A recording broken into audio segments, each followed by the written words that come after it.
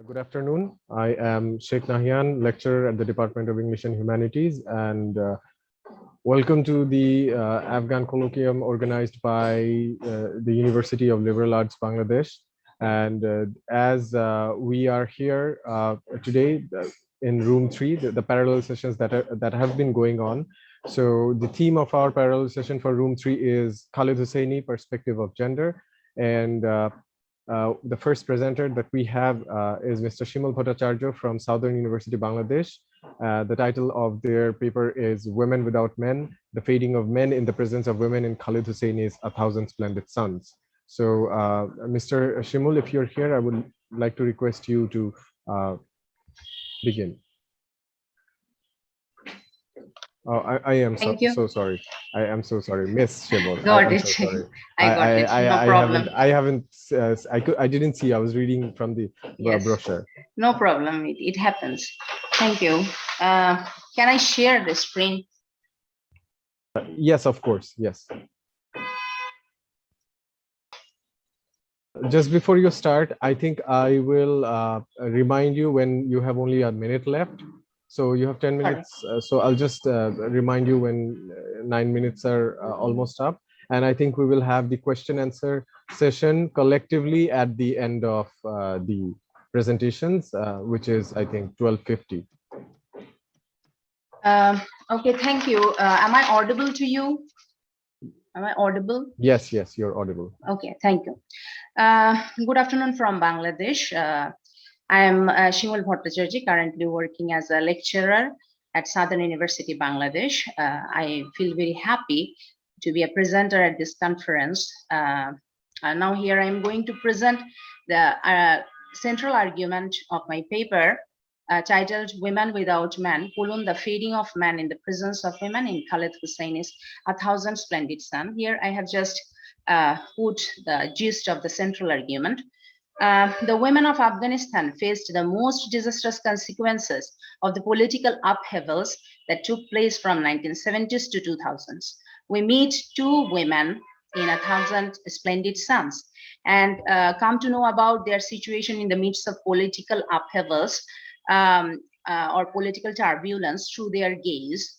The female gaze communicates to the reader to inform them how it feels to be under a constant male gaze. The narrative unfolds that Khalid Hosseini identifies himself with Afghan female persona. According to Laura Mulvey's 1975 essay, Narrative Cinema and Visual Pleasure, male gaze refers to a way of looking in which visual arts and literature depict women from a masculine perspective, making women objects while males are subjects. Again, Jill Soloway, an American television director and writer, argued in her masterclass lecture in 2016 that the female gaze is a way of feeling, seeing, quote unquote, that works as a subjective narrative to get inside the protagonist's feelings.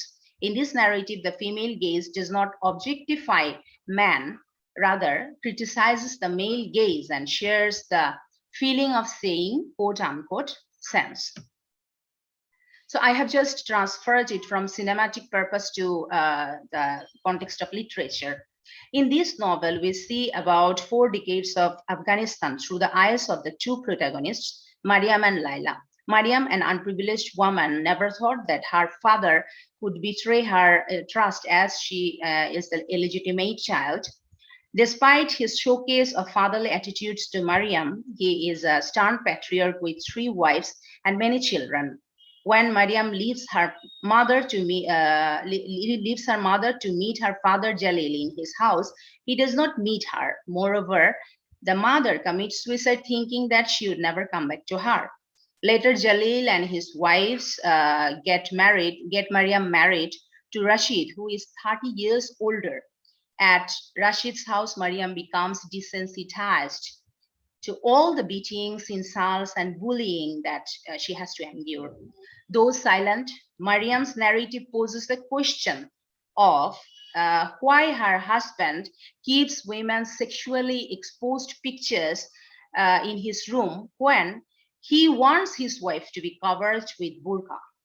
After the Taliban surge to power in Afghanistan, she does not find that rules strange because her husband has already posed those restrictions on her from the beginning of their marriage. Now, there could be a question that do marginalized women like Mariam become critics of the traditional male gaze? Do they look for any educated companion who can turn their thoughts into action?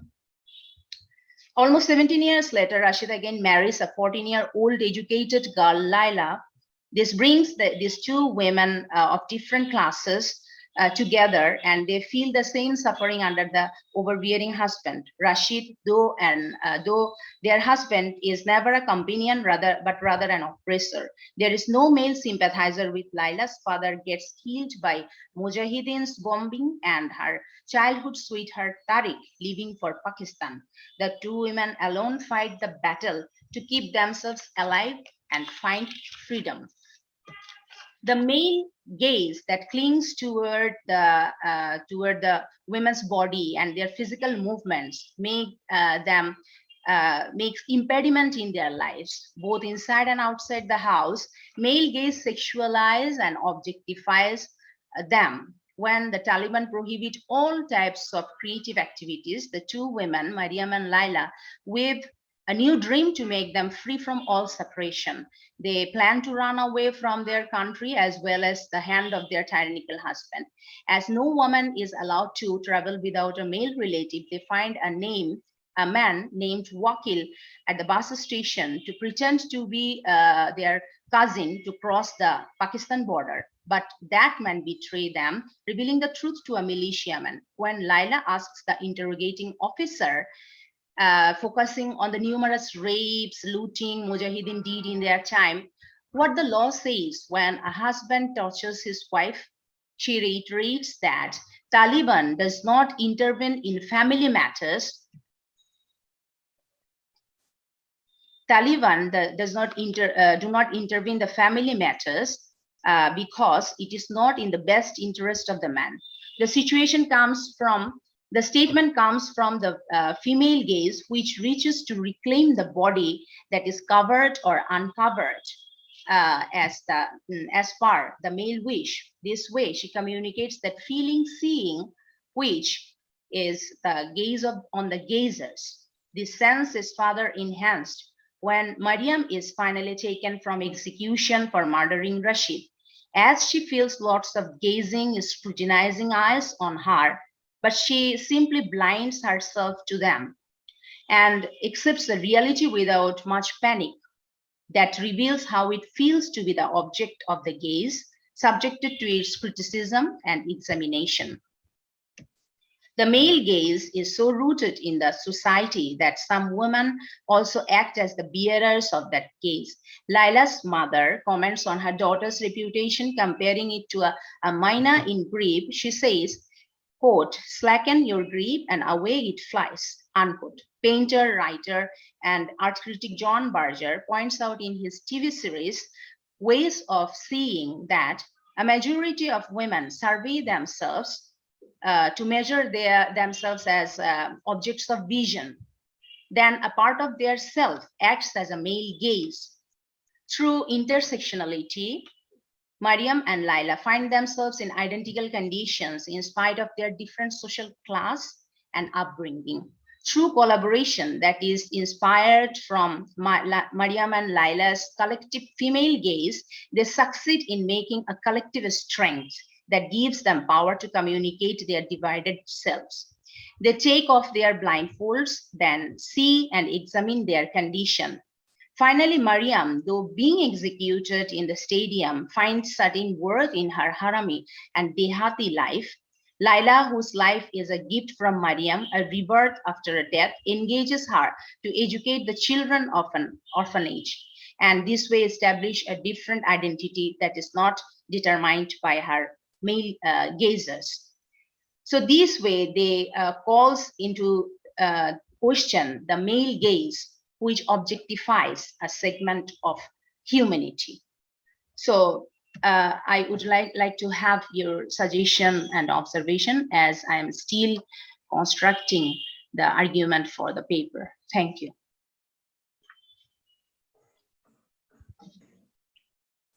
Thank you so much for the wonderful presentation. I would request the audience that if you have any questions, uh, please keep a note of that so that you can ask it towards the end of all the presentations that we have. So moving ahead to our next presenter, um, it's by Saria Islam Trisha, Mothers, Daughters, and Severed Bonds. The grim picture of patriarchy in Khalid Hussein is a thousand splendid sons.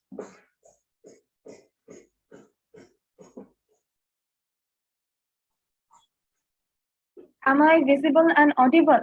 Yes. Thank you. Sharia Islam Trisha, lecturer from the Department of English, Bangladesh University of Professionals, and this paper, which is named Mothers, Daughters, and Severed Bonds, the grim picture of patriarchy in Khalid Hosseini's A Thousand Splendid Sun, is done by me and one of my esteemed colleague Sumaita Mirzan, who is also working as a lecturer. So I'll be giving the floor to her because the first portion of the paper is done by her. So Sumaita, if you please. Thank you so much, Lecturer Trisha. Assalamu alaikum, everyone. So since our topic, the title of our paper is Mothers, Daughters, and Severed Bonds, the grim picture of patriarchy in Khalid Hosseini's A Thousand Splendid Sons.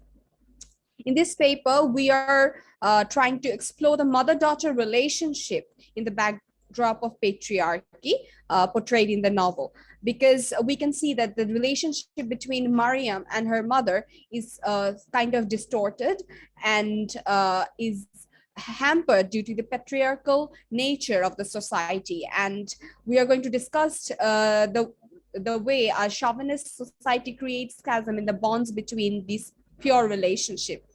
And also we are going to talk about a little bit about the Taliban regime in Afghanistan, which is a political structure that is creating a patriarchal havoc, and due to some political reasons they are creating a havoc in the social structure that's hampering every relationships in familial and social perspectives.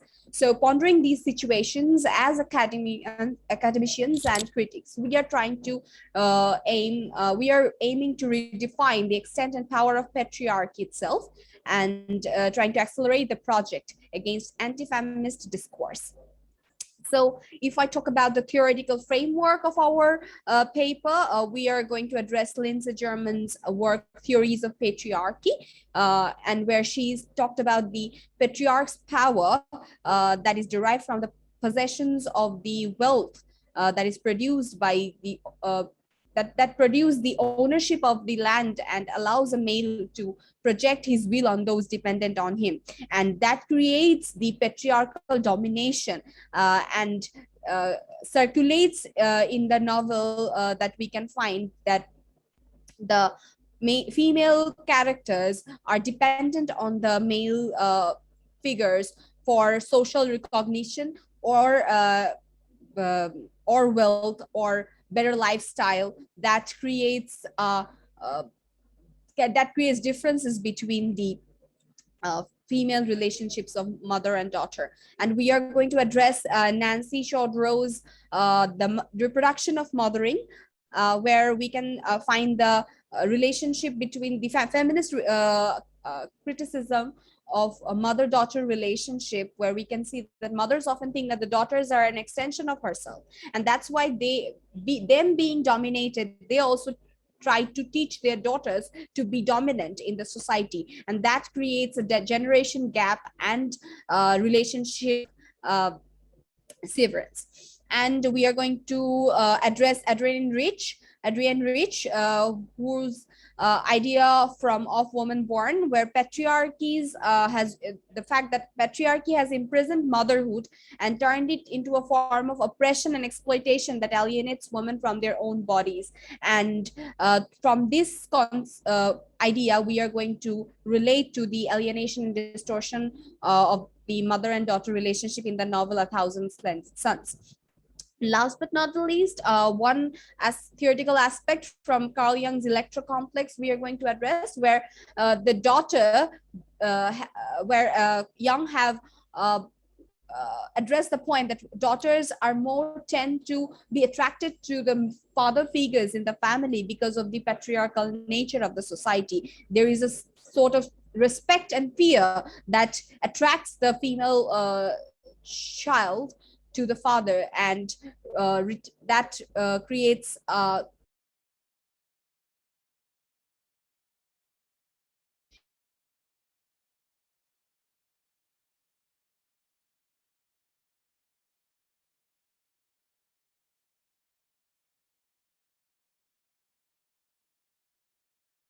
works from Nanda Salima, Azam Kazemian, Muhammad Imran, Farhana Yasmin, and Akhtar Rauf and Ikrams. And also Farhana Yasmin's another paper with Samia Islam. And all these papers, we have found out the subjugation of the woman in the patriarchal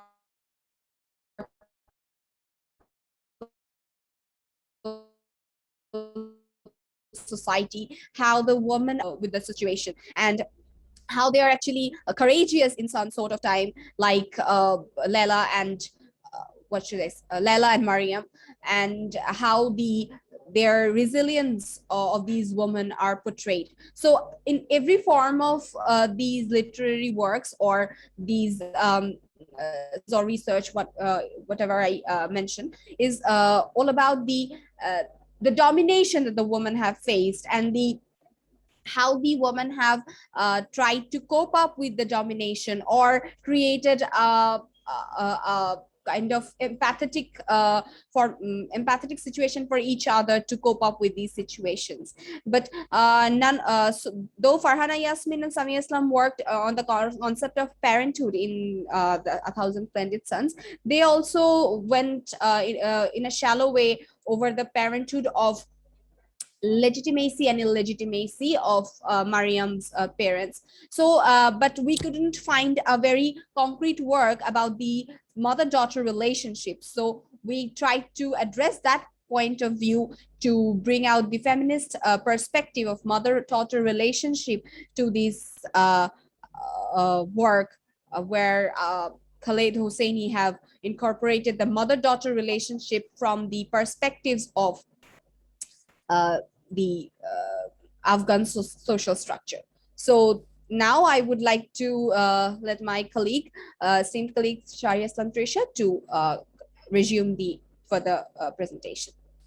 Thank you so much.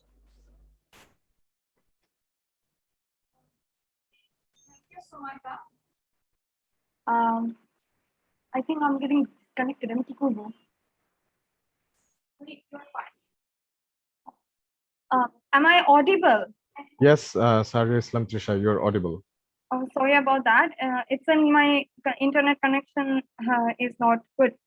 So anyway, as from the literature review, we have seen that there are research gaps that we can address, and we have tried to do that. And in our paper, we have worked with 3 pairs of mothers and daughters. The first is Mariam and Nana. Second is Lala and Fariba, and last is Aziza and Lela. So in all of these cases, we have seen that the women were actually unable to create a meaningful bond with their daughters. Any discussion on this paper has to start with Mariam, because she is the one who actually embodies the whole novel in one way or another. And in her relationship with her mother, we can see that how the oppression of patriarchy kind of destroys the bond that she might be able to create it with her mother. The first thing was that the fact that Mariam was an illegitimate child, and the father was, he was not willing to give her legitimacy. But on the other hand, he tried to act in a very fatherly way, making the mother look like the villain. So this villaining of mother, this mother bashing sort of attitude, it kind of led Mariam to kind of hate her mother. On the other hand, her mother too did not feel that motherly bond for Mariam, because she thought that because of Mariam, she could not do much in the society because she was in that extramarital affair. So what happened is that both of the parties were kind of hating each other. While on the one hand, they were both dependent on each other, but due to the father's position, due to jealous position in their life, they kind of hated each other in one way or another. On the other hand, we also see that Mariam, when she got married, she followed the way her mother was very submissive to her father. And in her relationship with Rashid, she kind of followed that. So you can see that as we have seen that mothers kind of think of their daughters as extension of themselves. So in the case of Mariam, she became an extension of Nana and kind of followed that sort of attitude towards her own relationship. Change the slide. You only have 1 minute left. Yes, Saria. I understand. So what happens is that in Agatha. So what happens is that in the relationship between Mariam and Nana, we never see the fruitful mother-daughter relationship that could have helped them create a strong community bond. And the same sort of situation is found in Fariba and Layla's case, where Fariba is too much fetishized about having the sons, and when the sons went to work, she too much focused and fixated herself on the sons that she kind of neglected the baby daughter, Layla, and that created a rift between their bond too. On the other hand, this rift that was created, this is the thing also which is also led to the death of the parents, because the mother was not willing to leave the country that her sons fought for, and they kind of delayed going away from that country. And on the other hand, because of the Taliban rise, they were caught up in the situation, in the bombing situation, and which led to a tragic end. I kind of think that this whole thing kind of happened because Fariba was too fixated on Ahmed and Noor, the sons. And the same sort of patriarchal oppression is seen in between Layla and her own daughter Aziza, because Rashid believed that that daughter was not his. So that's why he kind of wanted to send the daughter away to an orphanage, and that's why this kind of thing happened. So in all these cases, the relationship between mothers and daughters are kind of hampered due to patriarchy. And the writer himself kind of had given us a suggestion where we can see that Mariam and Lala, because of the bond that they had, as in being in a polygamous situation, being tortured by Rashid in the same way, they kind of created a bond. And when that bond was created, they were able to get rid of that patriarchy. So that was more or less the idea that we have come up with. And this is a paper in progression. So any sort of suggestion would be welcomed. And thank you for giving me the floor to talk about my paper. Thank you. Thank you, Saria Islam Trisha and Sumaita Marchan. If anyone has any questions or any comments regarding this, then I would request you to wait till the end of our presentations to ask. Next, the paper that we have is Triple Marginalization of Afghan Women in Khalid Hosseini's A Thousand Splendid Sons. It's by Shahnaz Amir from East West University, Dhaka. Ms. Shahnaz, are you here? Yes, I'm here. Am I audible? Yes, you're audible. Am I visible as well?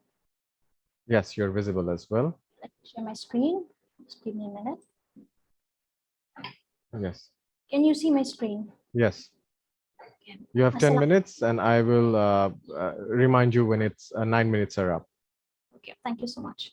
Assalamu alaikum, everyone. I'm Shahnaz Amir. I'm a lecturer at the Department of English, East West University. I welcome you to the presentation. Today, I'll be presenting my paper titled Triple Marginalization of Afghan Women in Khalid Hosseini's A Thousand Splendid Sons. The recent Taliban takeover has made headlines all over the world and mounted concerns over human rights violation in Afghanistan. And it has instilled fear amongst women and girls of the country, where they're barred from their freedom of speech and movement, and they have been imposed strict dress codes have been imposed on them, with denied access to education and employment. In these times, Khalid Hosseini's novels provide an insight to the country's situation, Back in 2003, when Khalid Hosseini went to Afghanistan, he was quite optimistic about the gender equality, rights of women and girls, as well as people's participation in political processes. But now, in the recent interview, Hosseini feels that the progress that has been made in the last 20 years have been utterly crushed. And he feels we have a moral obligation to follow through. I'll quote him. The millions of women and girls who now face the grim reality of living under a regime that has systematically brutalized, terrorized, and deprived women of their rights since the inception. In my paper, I'm going to talk about the threefold operation or triple marginalization that the women go through in the novel Thousand Splendid Suns. And the threefold operation takes place as due to social hierarchy, patriarchal notions, as well as Taliban's regime. If we talk about the first level of social hierarchy, the two protagonists of the novel, Mariam and Laila, have a low social status in the society. Mariam is an illegitimate child, while as Laila belongs to the minority, the Tajiks that I'll talk about in a while. So Mariam is an illegitimate child, a child born out of the wedlock. Her father Jalil had 3 wives and 9 legitimate children, and Mariam was an illegitimate one. Her mother, Mariam's mother, Nana, the housekeeper, was a daughter of the stone carver. And as you can see, her mother's background was not that good as well, socially. And due to this condition, Mariam becomes a social outcast. Her father is unable to look after her as he should have as a father, not because he did not have money. He was one of the, I think, the wealthiest man of Herat. But what he provided Mariam and her mother is a small kolba, which her mother calls a rat hole to live in, while he lived in mansions. Mariam, as a result of her background, was not able to receive any kind of education. And even her mother would address her as this. At 15, her mother dies and she gets married to a widowed shoemaker, Rashid, who is much older than her. That's about Mariam's social background. Now, if we talk about Laila, the second protagonist, or the main female protagonist of the novel, she belongs to the minority tribe of Tajiks. So the two major tribes of Afghanistan, Tajiks and Pashtuns, were having conflicts. And Tajik have always felt slighted. Although Tajiks were quite free, they like to provide education to the women. Women were free to go outside, but after the Afghanistan takeover, so after the Taliban takeover, women, even the Tajik women, were barred from those things. Talking about the second layer of marginalization, which is there almost everywhere, and if we talk about it, it's patriarchy and misogyny, which is very much evident in the novel.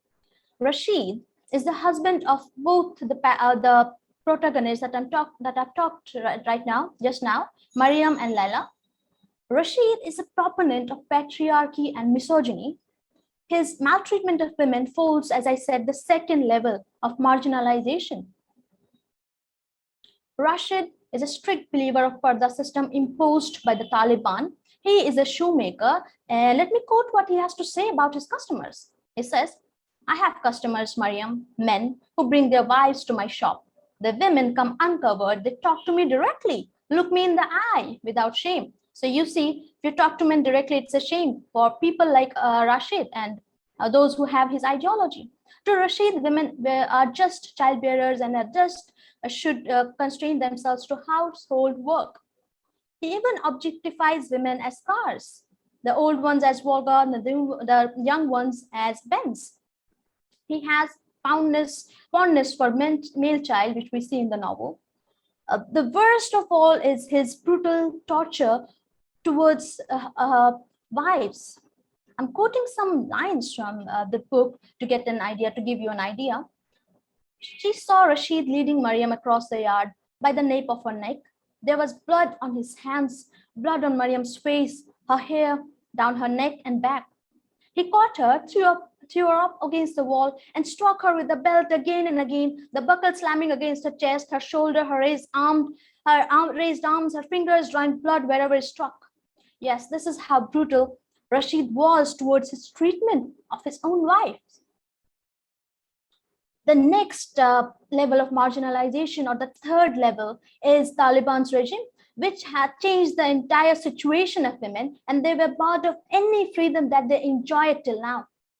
So Taliban's imposition of strict edicts and rules persecutes and terrorizes women, making them invisible in public spaces, barring them from their education, from their rights to education, stopping them from employment. Even in hospitals, you couldn't find women. And even if there were female doctors in hospital, they had to treat the patients with their burqa, with their parda on. So this was the strict regime, the strict rules that Taliban had enacted on women.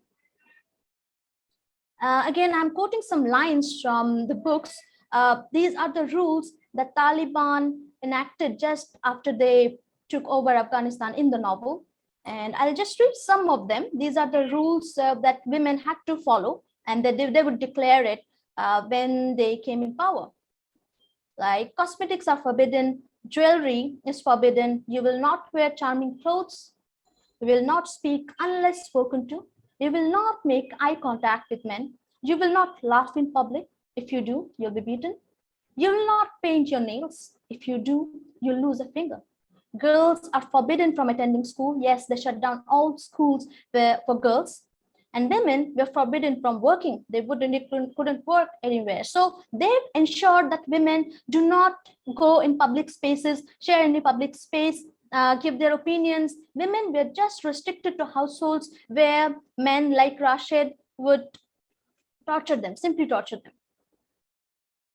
So under Taliban's rule, women had two choices: either to endure whatever was going on, or to try to flee, as were other people. There were other people who were trying to flee.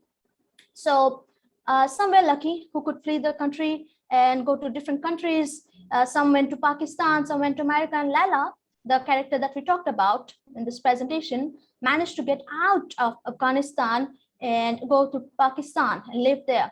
On the other hand, Mariam saw a legitimate end to her illegitimate beginning, as is said in the novel. So she protested against Rashid's torturous behavior, and she was stoned to death by the authority for protesting, for speaking against the ill. Yes, Mariam was stoned to death, and this is how Mariam sees the end of her life. Well, that's more or less about my presentation. I hope I could get my point across. So I have talked about the three levels of marginalization which acted together to aggravate the already deplorable condition of women and oppress them further. Women had no say in their country once Taliban took over, and there were other conditions as well, other levels of marginalization as well, which ensured that women were just restricted to homes and did not have any rights to education, rights to speech, rights to freedom. And with this, I would like to say that patriarchy tries to impose its power in subjugation and violent suppression of women whenever it finds a space, whenever it finds a time. And as Khalid Hosseini says, Khalid Hosseini himself is an upholder of what true Islam should be, or of what women go through in Afghanistan. And I feel that women, this should be taught. Whatever is happening in Afghanistan, I think we can see some of it through this novel, through the novels of Khalid Hosseini. With this, I'd like to end my presentation. Thank you for listening. If you have any questions, I would be glad to answer them. Thank you very much, Shahnaz Amir. If we have any questions, I would request everyone to ask that at the end of the presentations that we have. So the next presenter we have is Sana Altaf. The title of the presentation is The Othering of Women in Khalid Hosseini's A Thousand Splendid Suns. Thank you so much, sir. I'll just share my screen. Yes.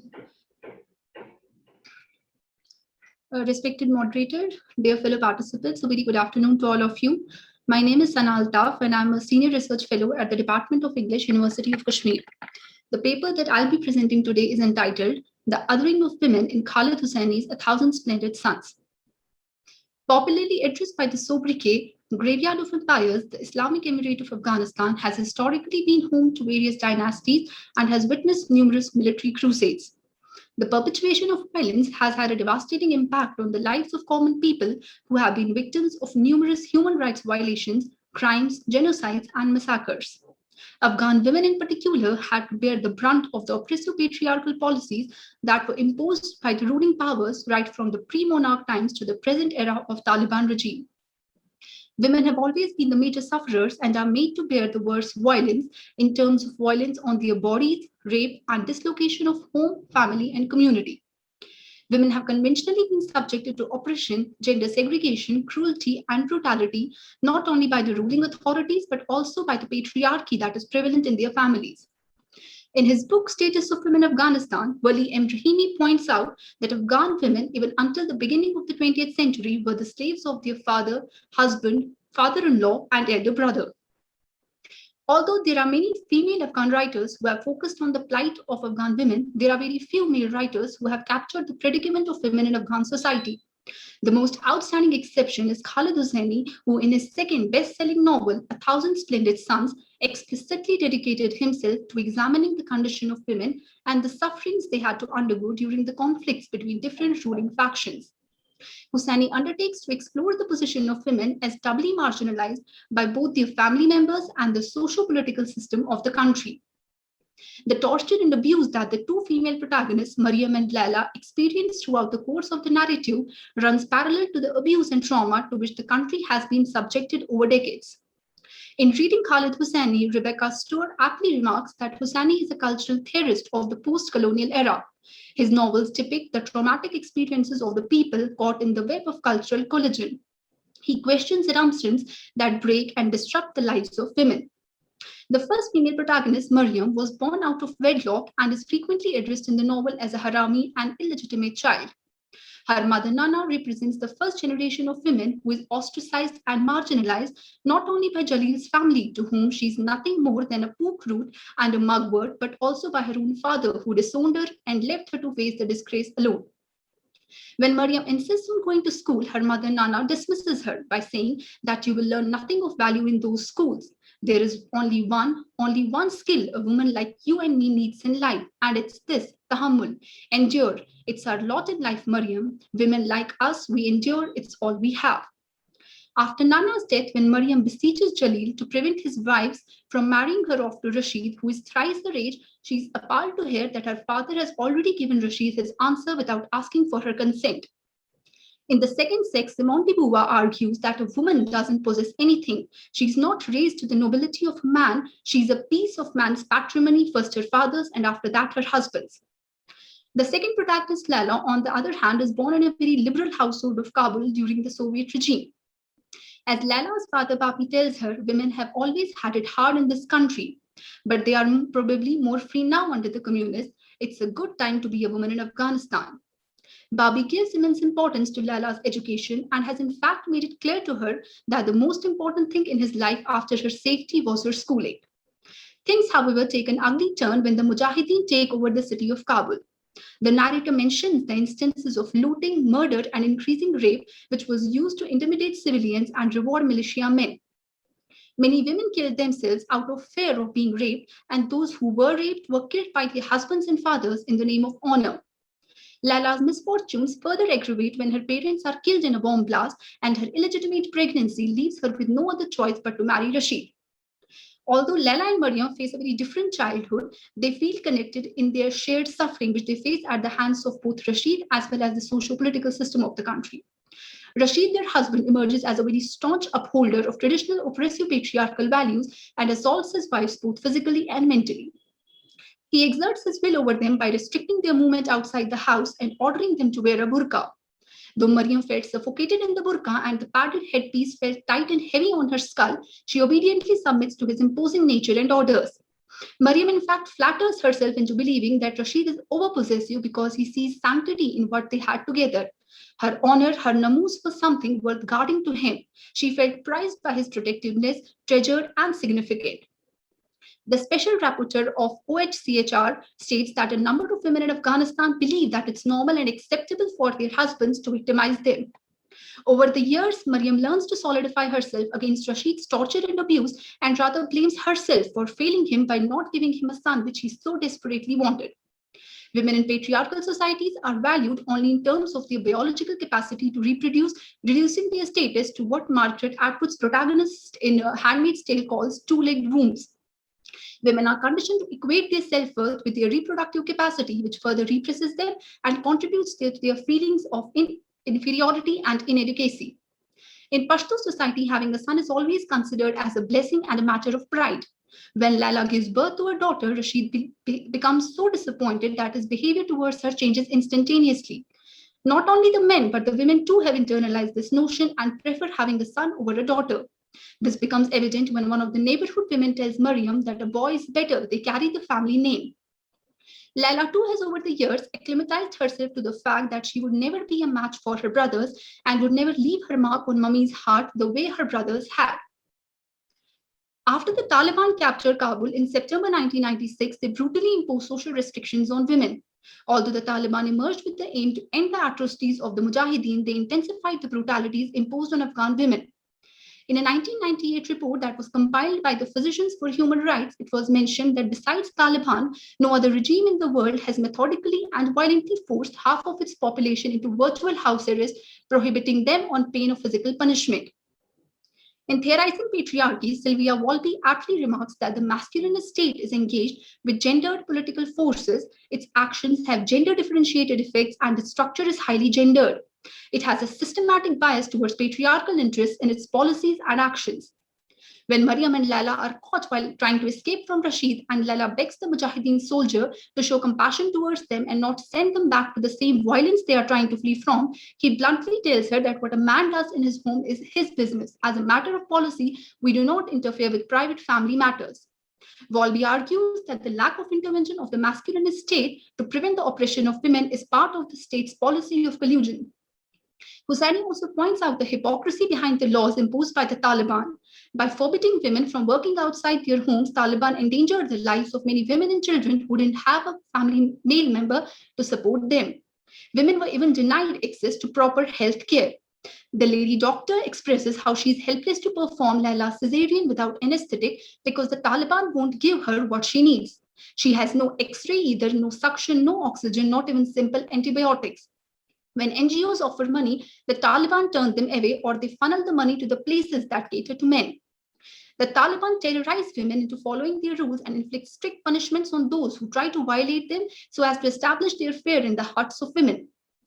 In his postscript to the novel, Hussaini recalls the shock he experienced when he met a man in Kabul who kind of casually told him a story about a woman he had seen being thrashed by a Taliban official on the street until her mother's milk leaked out of her bones. Hussaini, however, depicts the female protagonists not merely as passive victims, but as demonstrating remarkable resilience in the face of sustained adversities. He uses the friendship of Mariam and Laila as a tool to fight against the oppressive forces. Seduna Dakar writes in his review of the novel that the closeness and unity of Mariam and Laila becomes strength for Afghan women who seem to be tolerating, hopeful, and ultimately powerful to fight against the males. The novel reaches its climax when Mariam, who had never revolted against Rashid or showed any resistance against his barbarous beating, finally gathers courage and fights back against him. In swinging the shovel over Rashid's head, Mariam realized that this was the first time that she was deciding the course of her own life. She makes this brave choice so that Laila and her children can find a sanctuary with Tariq and thrive in peace and security. And Mariam doesn't feel any remorse or regret for her action. Finally, in the aftermath of 9/11 and the subsequent American invasion, Hussaini shows Laila returning back to Kabul with hope. Laila has firm faith in the resurrection of her country, and after she comes to know about the positive changes that are taking place there, she starts hearing Babi's voice in her head telling her that you can be everything you want, Laila. I know this about you, and I also know that when this war is over, Afghanistan is going to need you. Laila finds purpose and healing in her work with the children at Zaman's orphanage. Hussaini infuses Mariam's sacrifice into Laila's purpose and the reconstruction of Kabul. As Laila comes to realize every Afghan story is marked by death and loss and unimaginable grief, and yet she sees people find a way to survive, to go on. Husseini expresses his contention through this novel that the whole project of rebuilding Afghanistan is doomed if the fundamental human rights of its women are not respected and its women are not allowed to participate. Through this novel, therefore, he wants to transport the readers and leave them with some sense of compassion and empathy for Afghan women whose suffering has been matched by very few groups in recent world history. Thank you so much. I hope I have been able to put across my ideas. Thank you.